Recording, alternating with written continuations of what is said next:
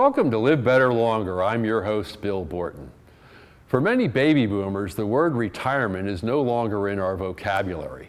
And for those who do plan on retiring or maybe already have, retirement is different in many ways than what our parents experienced. My guest this week, Scott Rosen, is the founder and president of the Rosen Group, an HR staffing and consulting firm. His corporate career, entrepreneurial climb, personal challenges, and how he has successfully and sometimes unsuccessfully attempted to find balance, joy, gratitude, and serenity in his life make for a fascinating story. I've known Scott for over 20 years and have been trying to get him to come on my show and share his story for some time. Welcome, Scott. Thanks, Bill. Pleasure to have you here.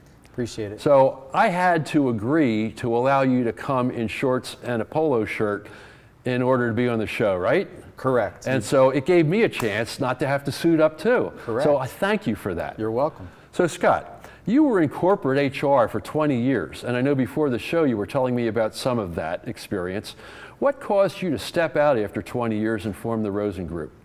So it was a series of events that happened, Bill, but basically my dad was an entrepreneur. He had his own business, and I always kind of admired the fact that he had that, freedom and independence. And after kind of climbing the corporate ladder for a while, I decided that it wasn't for me and that I wasn't sort of long-term corporate. And so I started to think about a business plan and creating a business plan that would get me out on my own. And I wanted to do my own thing, and I just really wasn't fit for a long-term career in corporate America. I kind of know what you mean. Yeah, you know that? I tell people I'm unemployable, and they look at me and they go, "What?" I say, "Yeah, I'm too smart for my own good, and I have a problem with authority." Yes. So we have that in common. Yeah, I definitely have an authority wound, and there was an example when I was in corporate HR of someone came over to me because I always had an issue with mediocrity, and I always had felt that in corporate America everything was sort of built around, go along to get along. And somebody said something to me about that, and I just decided this is not going to be for me long term. I got to get out and do my own thing. Understood. So how did your upbringing prepare you and at the same time create some challenges for you in doing this? Yeah, so I grew up in a tough situation. I had a workaholic father, which I, early in my career, also developed some of those skills. And I had a mom who was, I describe her as a rageaholic and prescription drug addicted. So kind of grew up in an unsafe kind of environment. So basically I had to learn to kind of make it on my own in life, and I kind of pulled myself up by my bootstraps. I had everything from a paper route when I was, I don't know if you remember those back in the day, paper routes. I had a paper route, I worked in a deli, but basically pulled myself up and engaged in some unhealthy activities as a younger person and started to develop some addictive personality qualities. But I also realized later on that I had depression and I had some other mental health challenges that were affecting me that I was sort of trying to deal with throughout life. And even in my work life, some of those things manifested themselves. In other words, I became a workaholic just like my father. Sure.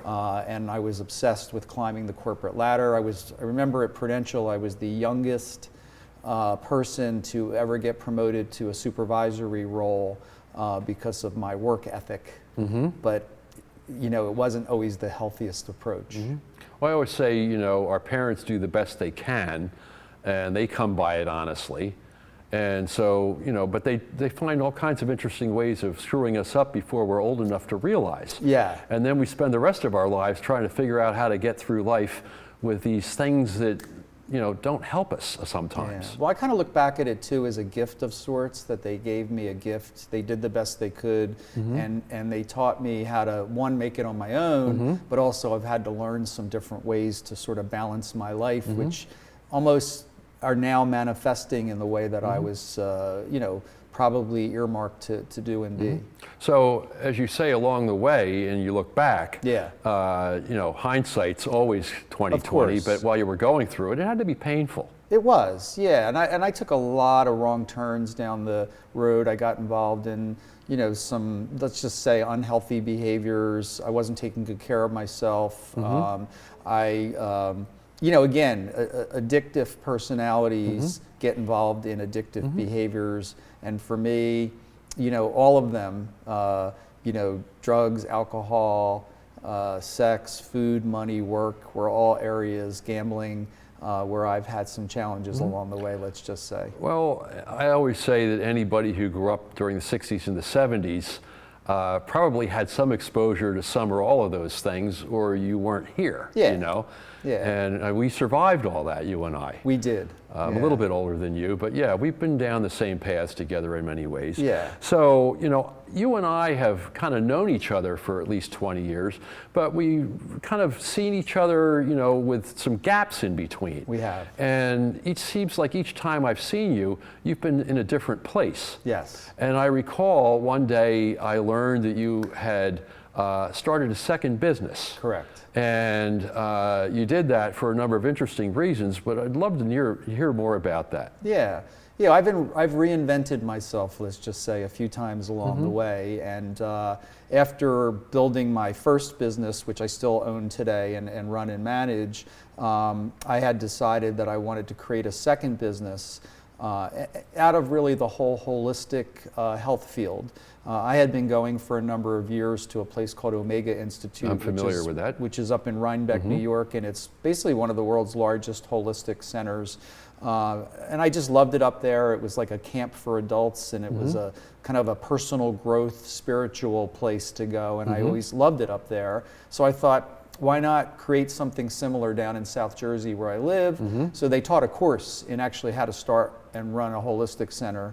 The founder of Omega started that course, and I took the course, and then I hired him as my coach, and then I began this second business and started it, and had an office down in Voorhees, New Jersey, and we brought in different kinds of speakers. We had Deepak Chopra, we had Marianne Williamson. You know, these are pretty well-known spiritual speakers. I've seen both of them speak. Yeah, and so that was the business model, was to try and bring holistic spiritual workshops and events to South Jersey. And I ran it for 5 years. Was it that long, really? Yeah, about 4 or 5 years. I was not quite able to monetize it, and I was spending a lot of money bringing speakers in and trying to run it. And this coincidentally was happening around the same time that the Great Recession was starting, which was 2008. So I decided to close the business down and go back to my primary business, which was the Rosen Group, the Rosen Group, which provides HR staffing services. I recall the transition period because my wife received information about a orientation for a coaching training program, and she and I went. And she actually went through the IPEC coaching training and got certified. And so I'm forever grateful to you for that, because that's been a big part of her life. Oh, good. Yeah. Well, your wife is a great spiritual resource also. So as some people that we both know have told me, I married up. You did. You did. Thanks, Scott. Yeah. Yeah. So you shut down transformations, and I'm sure that was painful for you. It was, and part of my addictive personality was playing out during those years, because I think I was putting energy and money under the umbrella of a spiritual business, that my priorities and my values and my discretion and judgment probably were a little twisted during those years. Not in alignment. Yeah, yeah, my motives weren't probably the best. And one of the things that I did, which I think was probably not a good business decision, was I was taking money from the Rosen Group, which was having some cash flow surplus, and I was funneling it into this new business, the transformations, to try and get it off the ground. So I was sort of sucking my primary business dry a bit and funding a business that was not being monetized. That's not a good recipe. Not for long term, certainly. Yeah, and so I finally recognized that, probably a little bit too late. So that would be one of the sort of the business learnings that I had, is you have to be and just because you're successful in one business model doesn't mean that it's going to automatically translate to a new business model. How about that? That was one of my big learnings, is that all the things that I learned, I thought, oh, they'll just transfer over. That was not the case. So we're going to talk a little bit more about how the Rosen Group transitioned after that, but we're going to take a break for a word from our sponsor right now, Scott. So we're going to be back in just a moment with Scott Rosen and more Live Better Longer. I'm your host, Bill Borton. Stay tuned.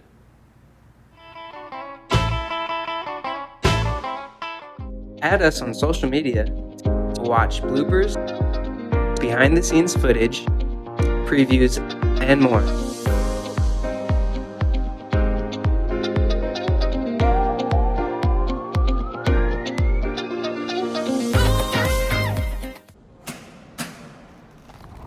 I work 13 hours a day, 6 days a week. So when I'm off the clock, I gotta get stuff done.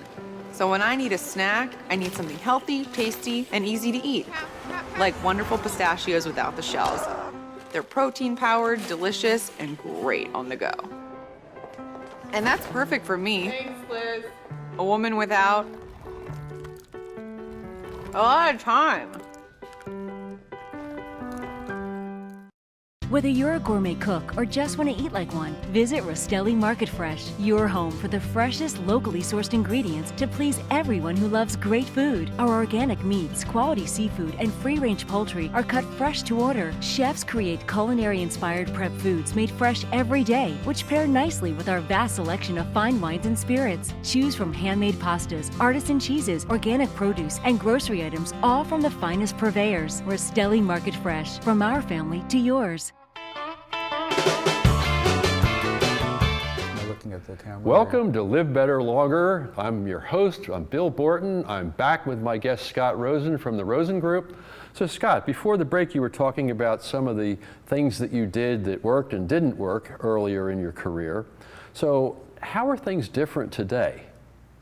So things are different because I think my ego is less invested in the business, and Okay. I'm thinking about how I run my business and I manage my life really more from a spiritual, emotional level as opposed to an ego level. And that's actually helped me kind of turn my business around and help me grow my business in the way that I really want to do it for me, as opposed to what I think everybody else out there wants to see. How about that? Yeah. You know, taking care of yourself first. Yeah. The word authentic comes to mind. Yes. Yeah. So how is that manifested? What changes have you made since transitions went away and the economy's recovered? Yeah. So what happened really was, I think initially I had this fantasy vision or whatever of trying to grow this big business and hire lots of people and a lot of brick and mortar and grow it to great millions and millions of value and then sell it to some big company and go live happily ever after. And what I realized was that was kind of more of a fantasy. Well, it was also deferring what you really wanted and killing yourself to get there. Yeah. And so I forget the actual moment, but I think when I shut down transformations and I went back to my own business, I had hired someone who I let go because I basically wanted to take control back of the business. And I decided that we really didn't need the brick and mortar and I didn't really need to have that large a team. So I downsized the business. We moved out of the brick and mortar. I moved into my home office in Cherry Hill, and the other 3 employees that I had were also virtual employees. So they all worked out of their homes, and the 4 of us became a team, which worked out very well. So we lowered my expenses, and I just went to work on building the business that way. And the other thing is I became more of I call it chief cook and bottle washer, where I was not only running the business, but I was actively day-to-day involved in recruiting and filling jobs and doing everything basically, except the things that I'm not really that good at, which are the accounting and the bookkeeping and some of the marketing activities and some of the operations administrative things. So that was really a big turnaround for me to be able to focus. And once that got off the ground and I started doing that, ever since then, which it's been about 5 or 6 years, the business has been, you know, really ideally suited for what I want, which is flexibility, balance, and having really the kind of, I may not have the top line growing as much as it was before, but I have the bottom line. Well, you cut out all the overhead. Right, so, but I'm not as concerned with, like, you know, I've heard a lot of business owners say, well, you have to grow, you have to grow, you have to grow. Well, in my opinion, you don't have to grow. You can maintain a certain level of income. You don't want to be going backwards, but as long as you're maintaining and you're doing a good job and your bottom line is good, that's an ideal lifestyle business, which is what I have. Well, right this is now. one of the messages that I wanted to have you on the show to convey, Scott, because the boomers, whether they're younger than you or older than me or what have you, again, retirement isn't just going and seeing the grandkids and playing golf. No. It's finding your bliss. It's finding ways of doing well by doing good, by having fun and making some money that you can do that. Correct. Keeping your body in shape, keeping your mind sharp for as long as possible. Correct. And having some sustainable income so you can enjoy the fruits of your labors. Correct. And I remember when I started seeing you every once in a while in Whole Foods, either in Cherry Hill or in Marlton, we would always run into each other. I was always dressed like. And you're dressed like this. Yeah. And you know, I'm thinking, what's he doing now? Yeah. Because you used to be suited up all the time and always in a hurry and always stressed out. Yeah. And you're a whole different guy now. I am, yeah. I work, you know, I set my own hours. I can work from anywhere, by the way, because my business, which is staffing, I can be in Florida during the winter and working. I can be up here. I have obviously had to put the time in the beginning because I built some very good relationships with people, so I have that brand and I have that trust built up. But I have now the opportunity to have a lot of flexibility. And my priorities right now is, my number one priority is to take care of myself, make sure I'm healthy, getting good physical fitness, eating well. I work on my recovery. I'm in some 12-step programs and I do some other kinds of personal growth things. And then that's number one, you know, recovery, self-care, personal growth. Number two is my family, you know, paying attention to my wife and my kids and making sure that I'm dealing properly with everybody in the family. And then work, money, whatever comes after that, community. That's So good. Well, your life is in balance. Yeah, and I had that backwards. It wasn't before, No. correct? Yeah, I correct. remember when I first met you, Yeah, no. you were on your way up and you were hard driving and all that. Unsustainable. Yeah, and you can't do that. No. We're not a machine, No. you know, and eventually you'll break down. Yeah, much more centered. So I know along the way, we were talking before the show, Scott, that along the way you came up with some interesting ways of creating your brand and creating awareness. And you mentioned that you wrote a couple books. Yes. And that you started some groups. Yes. These are all very creative and innovative things. Thank you. Yeah.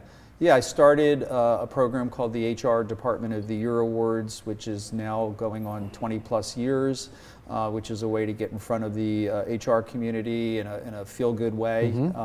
I've written 2 books about HR and CEOs and the value of HR. I've started a couple groups for HR executives and talent acquisition executives. So these are all ways to get me in front of an audience, but also you talked about giving back and doing good.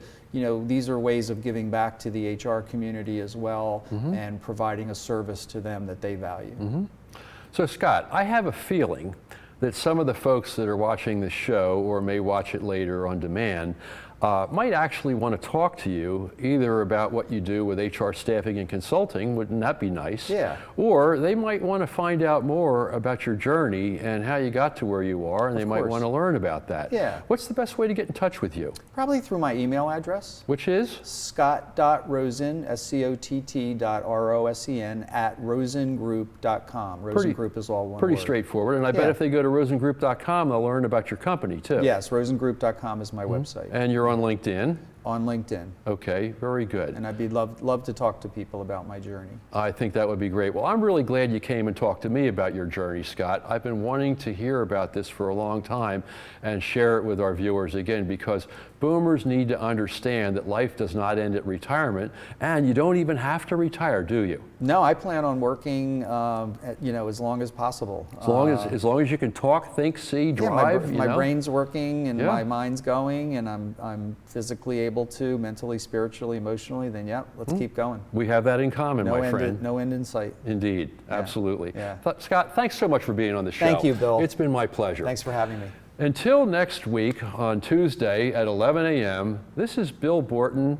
Welcome, and come back and see us again for more Live Better Longer. I've appreciated you watching and look forward to it next time. Thanks.